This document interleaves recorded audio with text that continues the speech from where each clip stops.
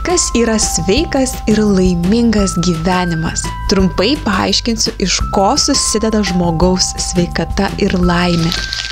Sveikata ir savijauta daro įtaką žmogaus gyvenimo kokybei kiekvieno amžiaus tarpsniu.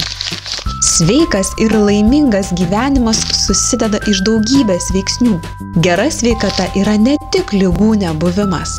Ji susideda iš fizinės, protinės ir socialinės gerovės.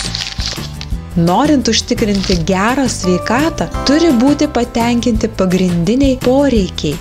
Tai galimybė nuolat gauti švaraus vandens, higienos priemonių ir maistingo maisto. Nemažiau svarbi ir kokybiška sveikatos priežiūra ir tinkami vaistai susirgus.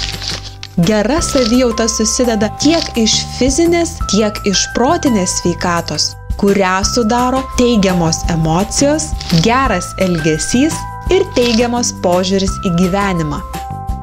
Pagrindinių poreikių patenkinimas ir geri santykiai su žmonėmis veda į laimingesnį gyvenimą. Žmogaus savijauta daro didelę įtaką visose jo gyvenimo srityse, nuo darbingumo iki šeimyninių santykių ir bendravimo su kitais žmonėmis.